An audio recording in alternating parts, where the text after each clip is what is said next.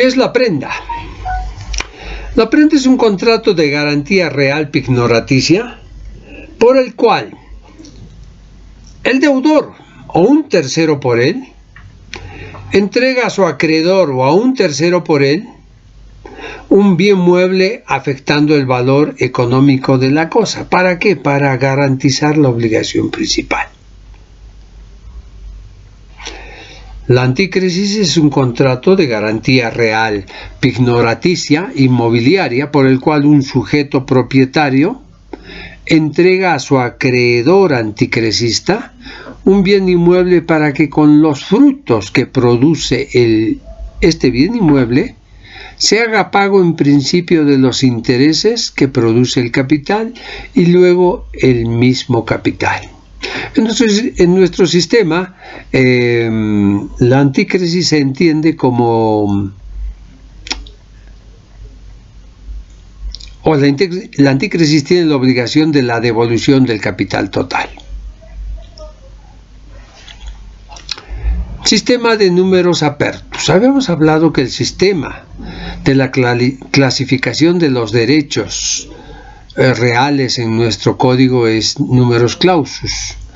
Nosotros creemos que eso es universal y no es así. Los alemanes señalan que la autonomía de la voluntad puede crear otros derechos reales distintos a los tipificados en el Código Civil. Puede ir más allá de lo que el Código Civil está estableciendo. ¿Por qué fundamentan? ¿En qué se fundamentan esto? Para el sistema alemán, el sistema de número abierto está en que la ley no va a poder prohibir ni limitar la idea de que las partes puedan, por convenir a sus intereses, establecer otros derechos.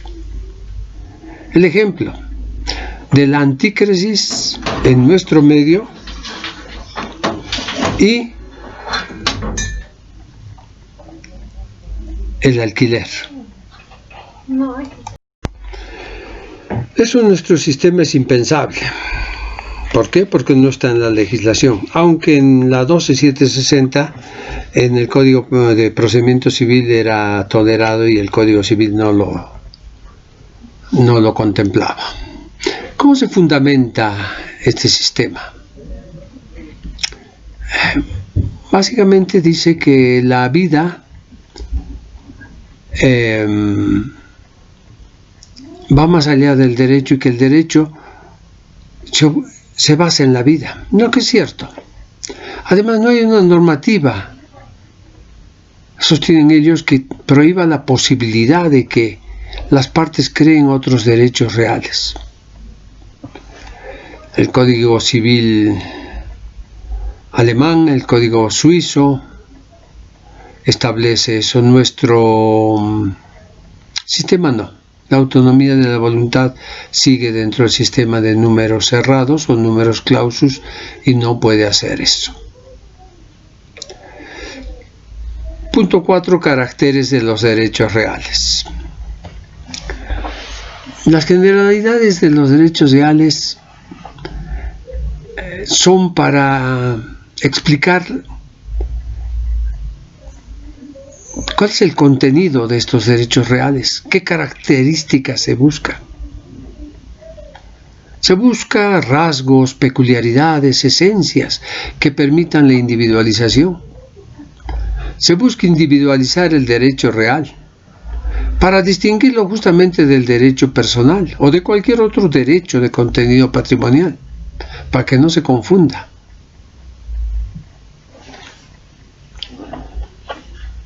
Hay diferentes características, tanto de la escuela clásica como de la escuela alemana. Primero, la inmediatez del derecho real. Este es el que confiere a su titular un conjunto de poderes directos e inmediatos sobre la cosa, con precedencia a otros interesados.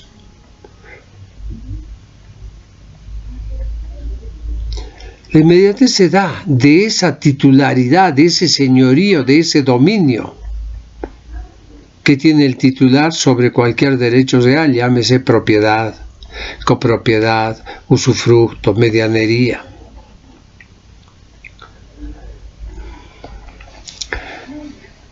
Otra peculiaridad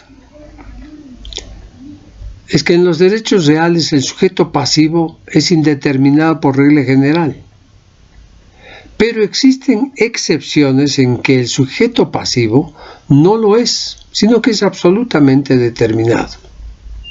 Está identificado.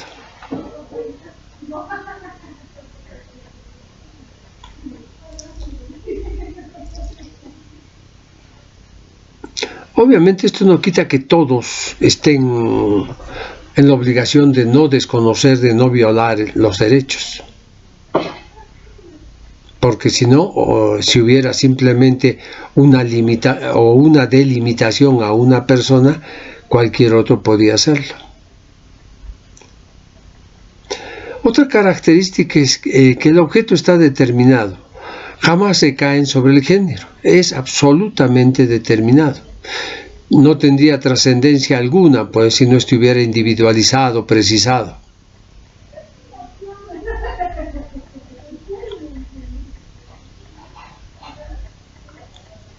Otra característica es el derecho de preferencia y el derecho de persecución que da al titular este derecho real. ¿Qué es el derecho de preferencia? Es algo que no se aplica a todos los derechos reales, sino solamente en materia de contratos de garantías reales como hipoteca, venta, antícresis. El derecho de preferencia significa que el titular ha de ser pagado con preferencia a otros acreedores. Otros acreedores que solo sean acreedores personales o creditorios, o que tengan un crédito pero de segundo grado, o solo acreedor quirografario o de fecha posterior. Ahora, si existen dos acreedores hipotecarios, será preferido el primero que ha inscrito su título, su crédito. Este es el privilegiado.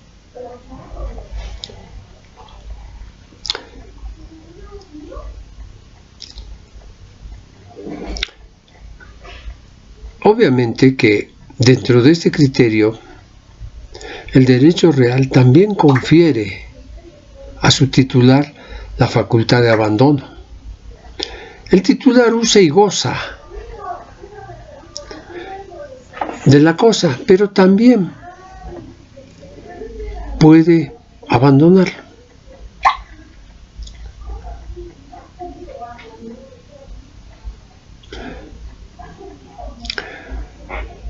Puede disponer que sean terceros quienes tengan usen y gocen por él. Otra facultad es que impone las llamadas obligaciones propter rem, que surgen solo en razón de la propiedad o la posesión que puede tener una persona.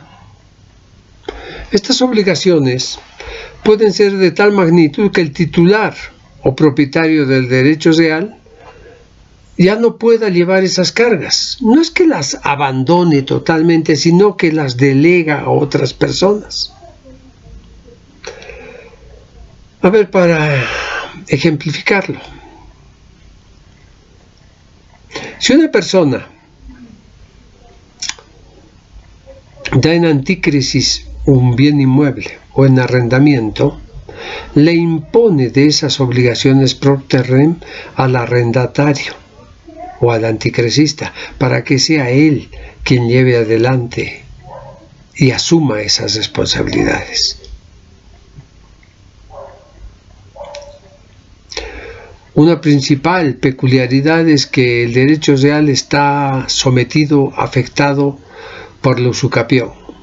Y la usucapión es un modo de adquirir la propiedad de un bien mueble o de un derecho real por el transcurso del tiempo, señalado por ley. La usucapión nunca se va a aplicar a derechos personales, siempre a derechos reales. ¿Qué característica diferenciadora del derecho personal se encuentra en el derecho real? Otra de las características entre el derecho real y el derecho personal está en que en los derechos reales hay dos tipos de relaciones. Una, de hecho, la estática, relación persona-cosa, y la otra, la dinámica, que es la de derecho. La relación intrínseca entre el sujeto titular y todo el mundo que tiene la obligación de respetar. Esto da a entender que hay un sujeto pasivo determinado y un sujeto activo indefinido, pero que se podrá definir en la medida que se violen estos. Comparación entre los derechos reales y los derechos personales o de crédito. ¿Qué particularidades? ¿Cuáles son sus generalidades? Es un tema que ha ocupado a la doctrina y a los juristas de todo el mundo, y se preocupan ellos a ver si son categorías similares, idénticas o si son diferentes. Y si siendo diferentes, ¿cómo se entrelazan, cómo se unen, cómo se articulan? Estos derechos son similares. Ambos son patrimoniales, valorables en dinero, son derechos subjetivos, pero son diferentes. Son diferentes entre sí. ¿Por qué? Porque tienen distintos estancos, compartimientos. Tradicionalmente esta distinción decía que el derecho real no es más que aquel derecho por el cual una cosa se encuentra sometido a poder o sometido al dominio o poder de otra persona. Entonces esto creaba una relación jurídica que le permitía al titular sacar la máxima utilidad de la cosa. En cambio, los derechos personales se referían a los derechos subjetivos, también patrimoniales, no siempre, por lo cual un sujeto acreedor tiene la facultad de exigir a otra persona llamada deudor el comportamiento, una conducta traducida en un dar, hacer o no hacer. La teoría clásica tiene una postura. Lo primero que hizo es distinguir si el derecho real hay una relación jurídica directa e inmediata entre una persona y una cosa. En el campo de los derechos personales, dice, está relacionada una relación de un sujeto y otro sujeto, uno acreedor y otro deudor.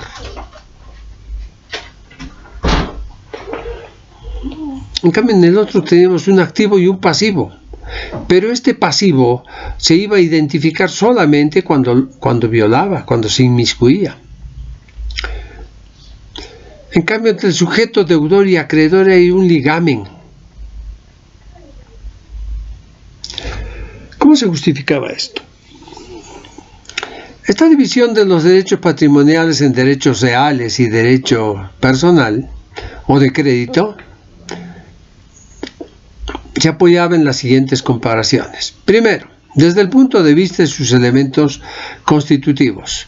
El derecho real no era más que la relación jurídica entre una persona y una cosa.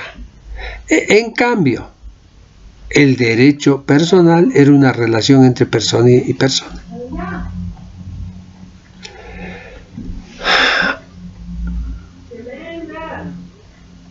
El vínculo entre unos y otros era diferente. En uno era absolutamente dinámico, activo, total, vigente. Y en el otro era inerte. Solamente se iba a activar con la violación. Pero podía suceder que pasen 100 años y un propietario jamás tenga conflictos con terceros. Teoría obligacionista. Esta teoría incluye en los derechos reales un sujeto activo pero no, perdón, un sujeto pasivo, pero no un sujeto pasivo concreto, individualizado, sino genérico, abstracto, indeterminado. ¿Quién es? Toda la colectividad. Esta teoría dice que existe un sujeto activo titular del derecho, ese sí está identificado, y un sujeto pasivo que es todo el mundo. Y todo el mundo se relaciona mediante esta teoría con la obligación de respetar. Toda la sociedad tiene que respetar los derechos. El jurista Ginosar dice, esto no es una prerrogativa exclusiva de los derechos reales. En las obligaciones también hay un sujeto pasivo indeterminado.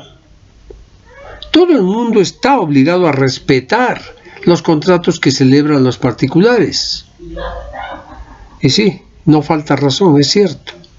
Esos terceros absolutos tampoco se pueden inmiscuir en una relación jurídica entre dos personas emergente de una obligación contractual.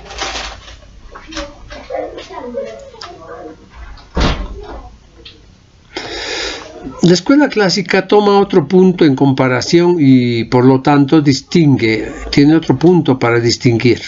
Para la escuela clásica está en la proyección de los derechos reales quienes hablan de la tutela o protección de las prerrogativas o facultades que no se dan.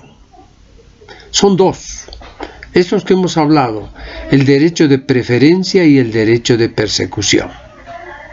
Ahora sí, analicemos el derecho de preferencia primero. El titular del derecho del propietario,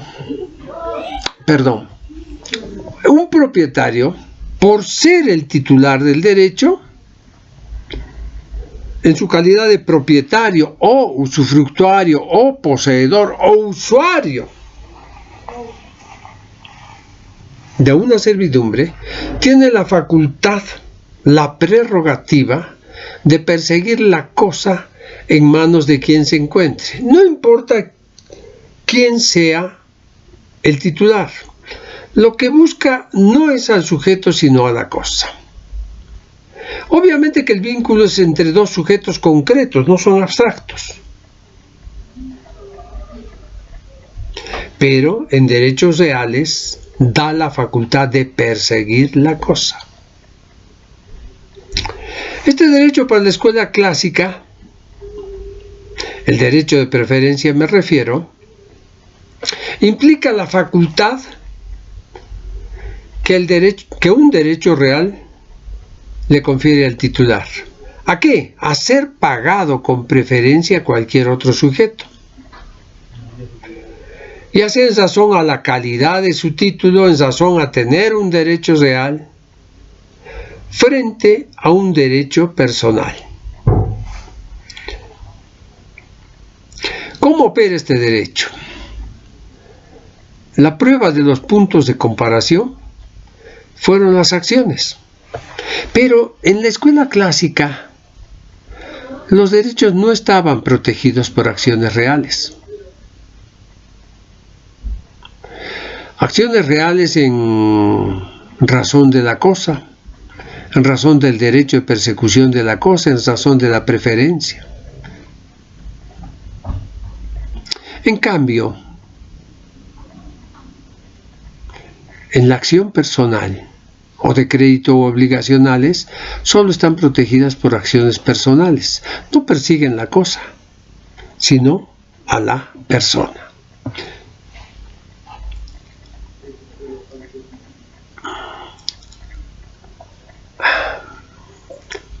Entonces, esta separación de uno perseguir la cosa y otro simplemente a la persona no es muy útil. Muchos dicen no, es muy técnica. Muchos no creen que esa sea la división o la divortium aquarium de estos dos derechos. Otros creen que más bien tienen muchos puntos en común. El ejercicio de un derecho real, en lugar de ser extinguido por su uso, lo perfecciona, lo consolida. Una de las diferencias fundamentales es que un derecho personal, al no utilizarse, puede caducar. Diferencia fundamental. Puede caducar.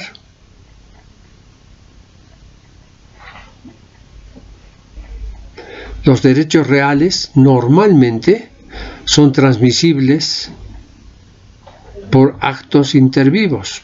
Muy pocas veces lo hay también, se lo va a ver en obligaciones, la transmisión de deudas.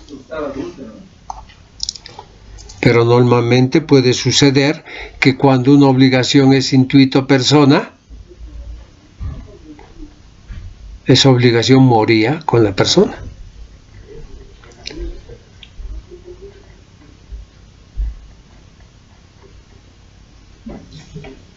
Obviamente que el derecho obligacional o el derecho personal ha avanzado en este sentido, ya les digo, cesión de créditos, subrogación de deudas, cesión de créditos o deudas, asunción de deudas. Ya no hay esa diferencia como era antes, ¿no? El artículo 524, transmitir obligaciones a los sucesores. Pero este orden de ideas, ¿cómo se aplica al usucapión y a la ocupación? Aquí hay que comparar desde el punto de vista de su origen. Hay dos modos de adquirir la propiedad. Estos, usucapión y obligación. La usucapión es un modo de adquirir la propiedad de los bienes por la posesión continua por el transcurso del tiempo que la ley señala. En cambio, la ocupación se adquiere la propiedad de un bien mueble que no tiene dueño y que ha sido abandonado.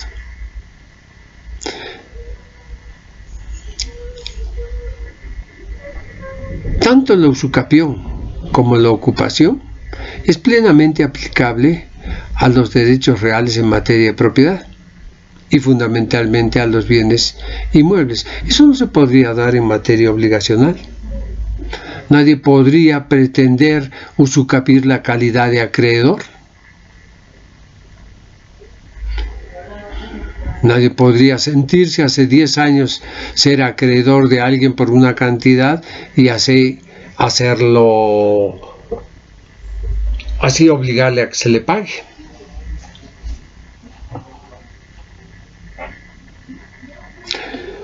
El tema de los numerus clausus es otra distinción entre ambos. Las obligaciones están sometidas al número apertus, ahí sí. Se pueden hacer obligaciones a gusto y paladar de las partes, en cambio, los derechos reales no.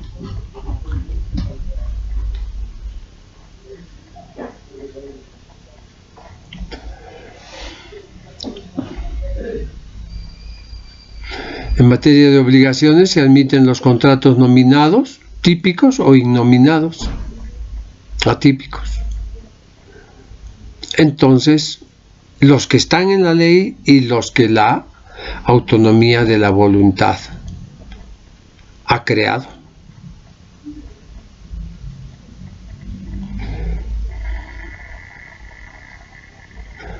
En materia de derechos reales, el titular del derecho real solo puede hacer una sola transferencia. No puede enajenar 2 o 3 veces una misma propiedad, porque está incurriendo en una tipología, en un delito penal. En cambio, en materia de obligaciones puede haber varias relaciones obligacionales, diferentes, varias deudas por monto, de distinta clase, distinto objeto.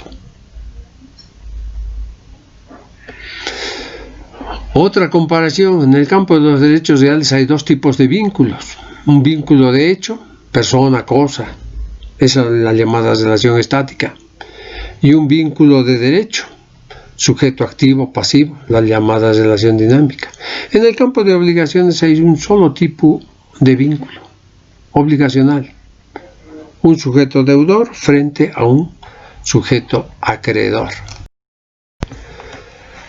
Teoría obligacionista. Esta teoría sostiene que el derecho real es transformada en una obligación pasivamente universal,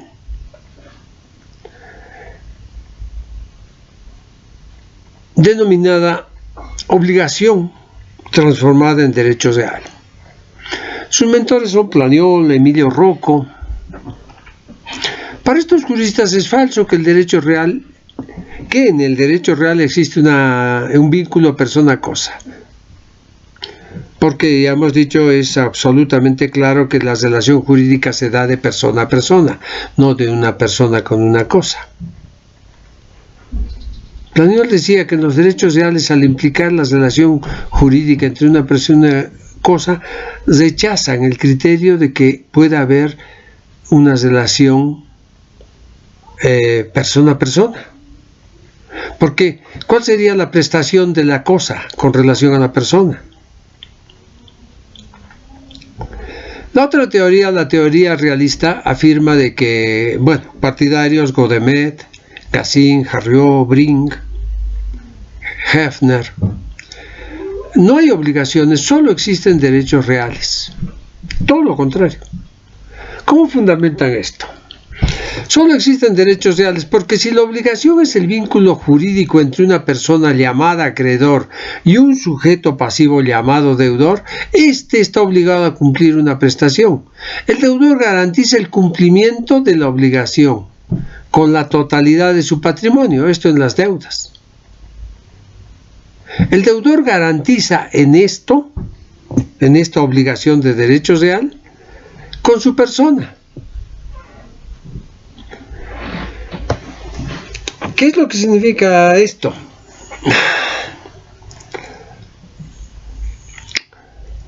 Más que con su persona, con su patrimonio. Con su persona era en Roma, en la Edad Media. Ahora es con su patrimonio. Entonces, la obligación es simplemente entre patrimonios. De patrimonio a patrimonio. Ahora, cuando el deudor no cumple, el acreedor, ¿sobre qué se cae? Sobre su patrimonio. Esa es la garantía general del crédito. Solo puede embargar, remarcar. Puede atacar el patrimonio del deudor. La obligación en realidad se transforma en un derecho real indeterminado sobre la totalidad del patrimonio del deudor. Esa es la garantía del crédito. La teoría conciliadora o dualista, como su nombre lo indica, trata de buscar una relación intermedia. Aquí están Barbero, Trabucci, Barassi. Estos autores hacen una comparación entre economía y derecho. Ambas son ciencias sociales, se aplican a la sociedad.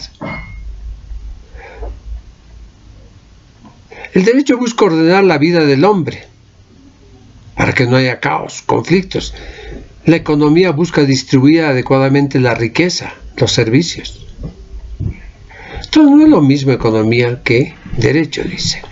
Entonces no se puede definir con certeza que la economía tenga mayor o menor preponderancia que el derecho.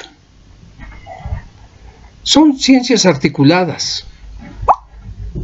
La economía definitivamente va a ayudar, a una buena economía va a ayudar a un buen estado de derecho. Los bienes son la expresión de la riqueza. El hombre tiene bienes, tiene poder económico para satisfacer sus necesidades.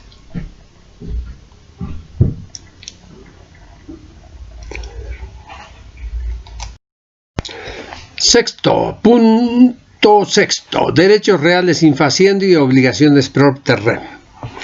Derechos reales sin faciendo.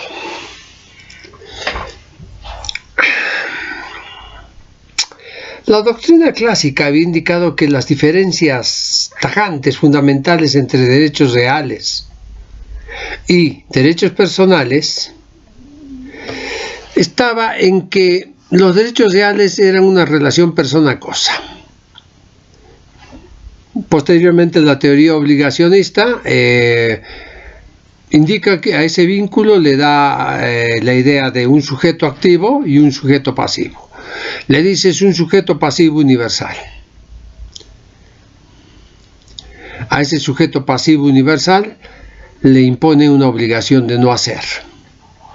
El sujeto pasivo solo debía observar esa conducta, es decir, materializaba su conducta no haciendo, no introduciéndose en el ejercicio del titular. En esa estructura de pensamiento era lógico pensar que en el campo de los derechos reales, igual que en el campo de los derechos obligacionales, había un sujeto pasivo determinado, individualizado, concreto, absolutamente concreto. Jamás podía pensarse de que podía haber un sujeto pasivo no solo obligado a una prestación de no hacer, sino que inclusive podía tener prestaciones positivas de hacer o dar. La escuela moderna alemana impugna el anterior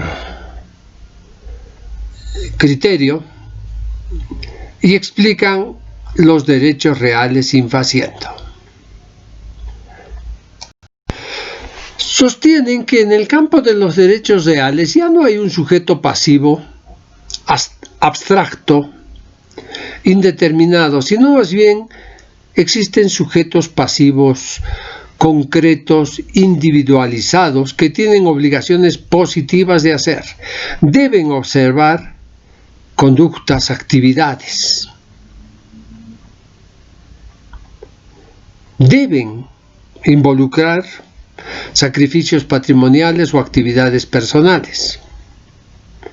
Esos derechos se llaman derechos reales infaciendo. Y veamos cómo se materializan, cómo se muestran. Por ejemplo, el derecho de usufructo. Ahí se encuentra un titular que es el usufructuario.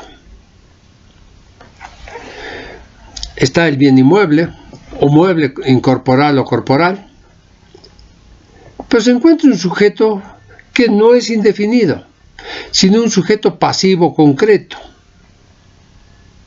que es el nudo propietario, este que se reserva para sí el abutendi, y confiere al otro el utendi y el fruendi. El nudo propietario en sus obligaciones fundamentales tiene los gastos extraordinarios de la conservación de la cosa. Esos gastos implican obligaciones de hacer, de dar. También tiene que garantizar la quieta, pacífica posesión, salir en defensa del usufructuario frente a terceros que pretendan alegar, desaposesionar o privar del ejercicio al titular, al usufructuario, obviamente. Cuando se ve obligado a esas prestaciones, se está en presencia de los derechos reales infaciendo.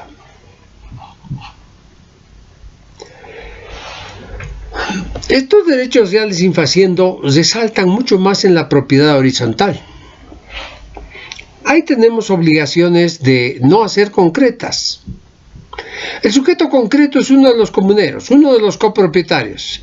Este no debe alterar la estructura de las partes comunes, tampoco debe realizar prestaciones de hacer. Entonces, es un derecho real infaciendo. En las servidumbres, por ejemplo, el titular del fundo sirviente es el sujeto pasivo, porque va frente al titular del fundo dominante, que es el sujeto activo, pero ya no es un sujeto concreto. Ya no es un sujeto abstracto, sino concreto. Tiene una variedad de obligaciones positivas, no solamente negativas. El titular del fundo sirviente debe realizar gastos para soportar la carga de la servidumbre. ¿A qué lleva todo esto? Esto lleva al nacimiento, al surgimiento de las llamadas obligaciones propter rem. ¿Cuál es el fundamento de las obligaciones propter rem? También se llaman obligaciones reales o, y esto es importante, obligaciones ob rem.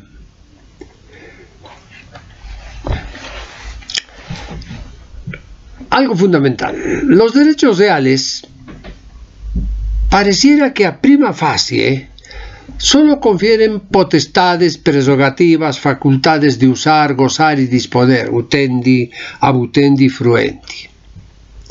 En cada uno de los derechos reales, desde la propiedad pasando por las distintas modalidades y llegando al usufructo, al uso, la habitación, servidumbres, los titulares de esos derechos reales están sometidos al cumplimiento de una serie de obligaciones, de limitaciones, restricciones, primero, en aras del interés social, de la comunidad, de las propias relaciones de vecindad. El efecto de esas limitaciones son las que hacen surgir las obligaciones propter rem. Estas obligaciones solo surgen no porque el sujeto se haya obligado con otro sujeto, como son las obligaciones ordinarias, sino por estar vinculado con una cosa, por tener respecto a un bien, posesión o propiedad u otro derecho real.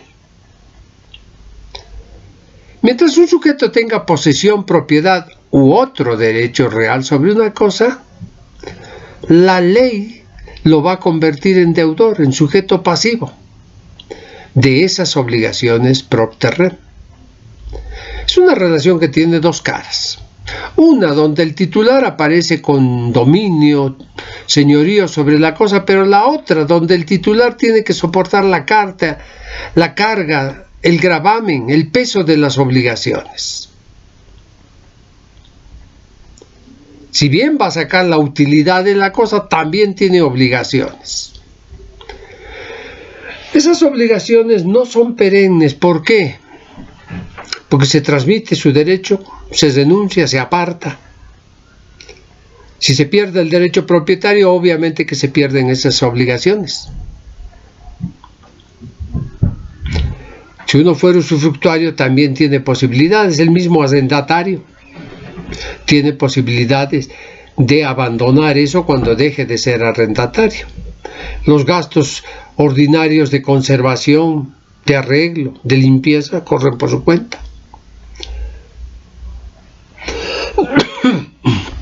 Los caracteres de las obligaciones propter rem son: el sujeto pasivo no es un sujeto determinado, sino más bien determinable. En el futuro se podrá determinar. Va a ser todo aquel sujeto que entre en relación con la cosa. No es un sujeto perenne, perpetuo, único, sino todo sujeto que entre en relación con la cosa. Va a ir cambiando.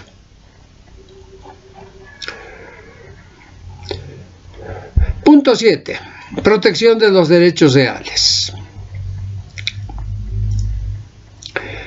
Los derechos reales recaen sobre bienes. Hay una relación de hecho con los bienes. Los derechos reales, al caer sobre bienes, muestra que son solo de dos clases, muebles y inmuebles. Ya lo hemos visto. Pero ¿cómo se protegen los derechos reales? Los bienes inmuebles se protegen a través de la publicidad que otorga la oponibilidad frente a terceros, es decir, el registro de esos derechos en una oficina encargada de ellos, la oficina de registro de los derechos reales, de los derechos de propiedad en materia de inmuebles. El derecho real no se conoce más que a los titulares inscritos. Decía un solo titular, no, pueden ser varios porque hay copropiedad, pero esos inscritos. Y rechaza al resto. El artículo 1538 del Código Civil es absolutamente claro al respecto.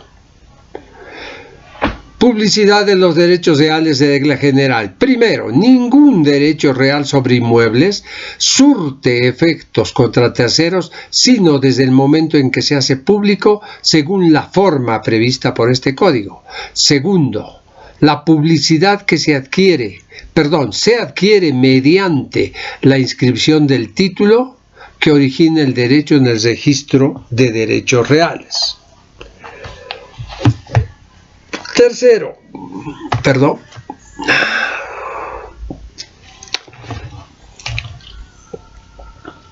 los actos por los que se constituyen, transmiten, modifican los derechos reales sobre bienes inmuebles y en los cuales no se hubiesen llenado las formalidades de inscripción, surten sus efectos solo entre las partes contratantes.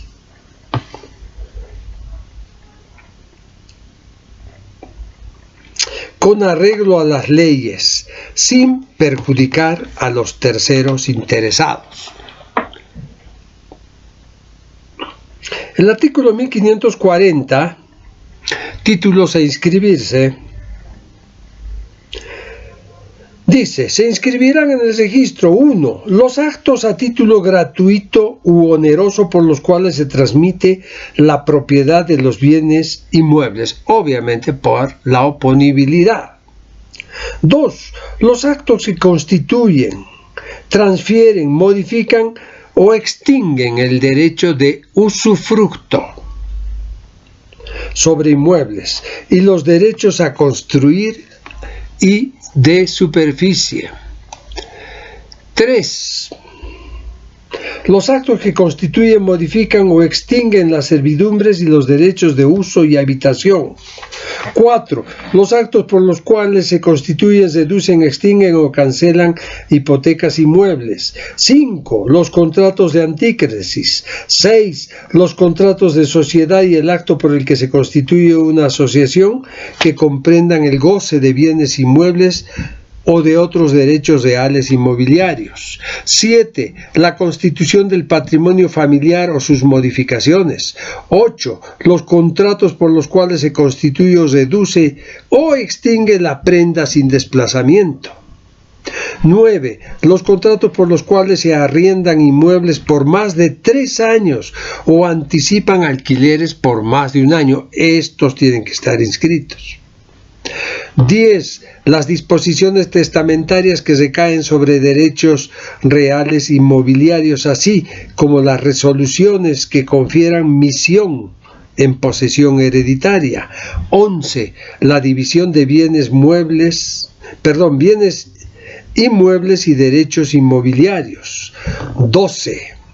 Las concesiones y adjudicaciones mineras, petroleras, de tierras, aguas y otras semejantes otorgadas por el Estado, así como los actos que perfeccionan, trasladan o modifican derechos al respecto. 13. Las sentencias pasadas en autoridad de cosa juzgada que reconocen la constitución, transferencia, modificación o extinción de los derechos señalados en los casos anteriores. 14. Los impedimentos y prohibiciones que restringen el derecho de propiedad, interrumpen la posesión o limitan la libre disposición de bienes inmuebles o la restablecen, tales como las resoluciones judiciales ejecutoriadas en los cuales se admite la cesión de bienes, los actos que interrumpen la usucapión, la declaratoria de incapacidad o de ausencia, la separación judicial de bienes matrimoniales y otras. 15. La cancelación de todo título registrado dispuesta por autoridad judicial mediante acto o instrumento legal o idóneo. Y 16. La cláusula abierta: todo cuanto además de todas estas disponga la ley. ¿Por qué es importante la publicidad? Lo hemos avisado, lo hemos dicho, porque da oponibilidad. Es decir, excluye a terceros, aparta a terceros de un derecho que es absolutamente particular. Protege. La única forma de proteger un derecho real, todos los que acabamos de ver, es inscribiéndolo. Los bienes muebles, por su parte, tienen una protección natural. Es decir, como son diversos, heterogéneos, múltiples, y no están sujetos a un registro, el artículo 100 del Código Civil es absolutamente claro. Dice: la posesión vale por título. La posesión de buena fe de los muebles corporales vale por título de propiedad, salva la prueba contraria.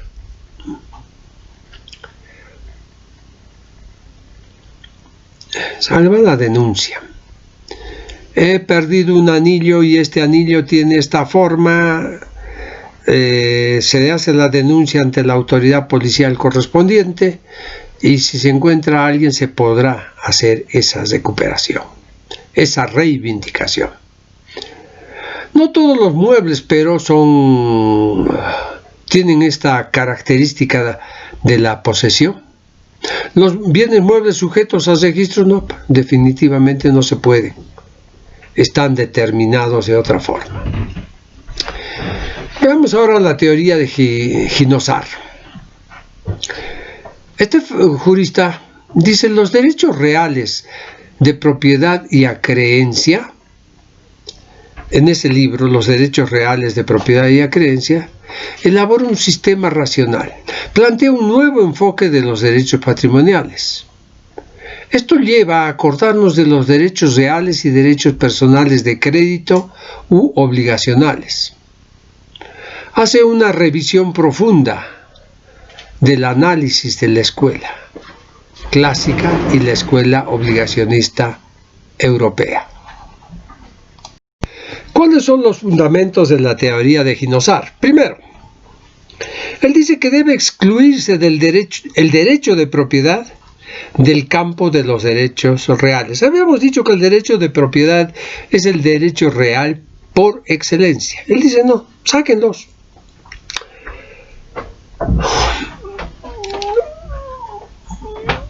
Los clásicos y muchos otros juristas basan o sustentan sobre la base de derechos reales la teoría del derecho de propiedad. O dicho al revés, el derecho de propiedad sustenta los derechos reales.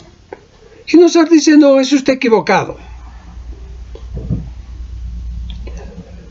La escuela clásica terminó comparando, al final de cuentas, la propiedad con los derechos obligacionales, soslayando otros derechos reales. El derecho de propiedad debe ser una rama autónoma, dicen ellos, del derecho civil. ¿Por qué? Porque su estructura es diferente. Cada derecho real es distinto al otro. Desde ese punto de vista, se puede comparar los derechos reales con los derechos obligacionales. Entonces, ese defectuoso análisis de la escuela clásica y esa complicación que había entre derechos reales y derechos personales se da justamente por incluir dentro de los derechos reales el derecho de propiedad. El segundo pilar de esta tesis es que los derechos reales no son absolutos. Los derechos reales, al igual que los derechos personales o de crédito, solo son relativos, no absolutos. Expliquemos esto. Hay un sujeto activo concreto y un sujeto pasivo también concreto.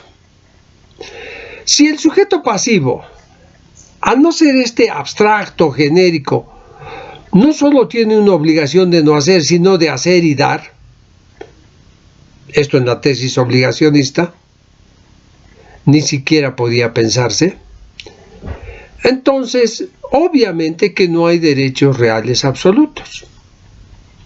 ¿Y cómo se basa? ¿En qué se basa esto? Para llegar a estas conclusiones finales hace un análisis extenso de algunas características y peculiaridades de toda la estructura de la escuela clásica.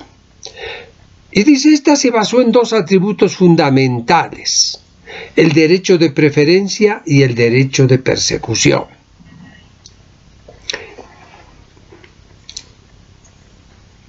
¿A qué se refiere? Estos derechos de preferencia y persecución, hemos dicho, no existen en los derechos personales de crédito obligacionales. Él dice, esto es una verdad a medias, porque solo se aplica en materia de bienes inmuebles, porque no hay derecho de persecución en materia de bienes muebles, porque la posesión de un bien mueble corporal vale por título de propiedad de acuerdo al artículo 100 que acabo de leer. De tal manera que el poseedor de buena fe, así no haya adquirido del verdadero propietario, es dueño del bien mueble y no se puede perseguir la cosa.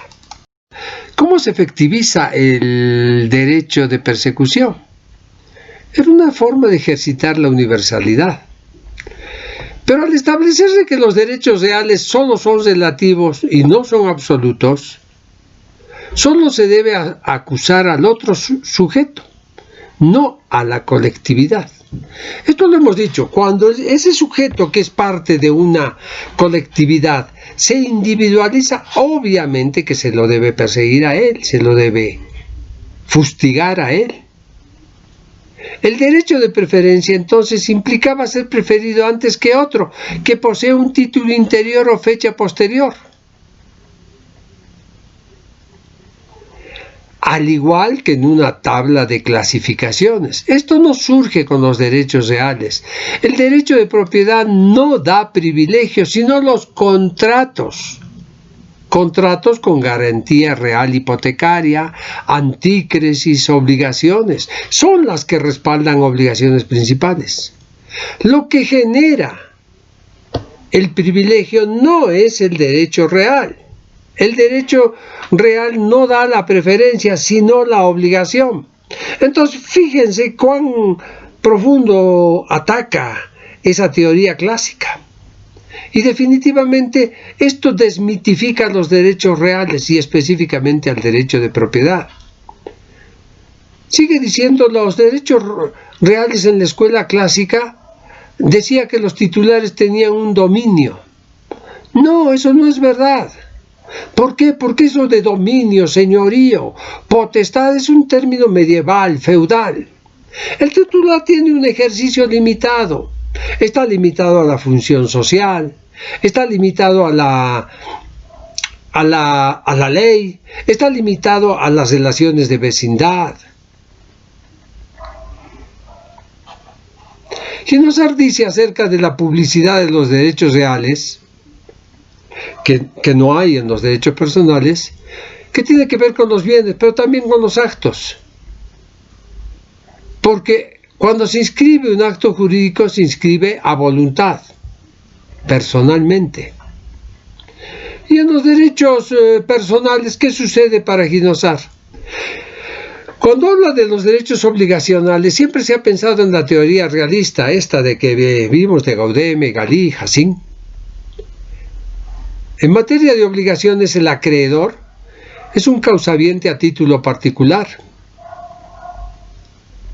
de su deudor, porque cuando su deudor no paga, él se adjudica el bien. Es una especie de comprador.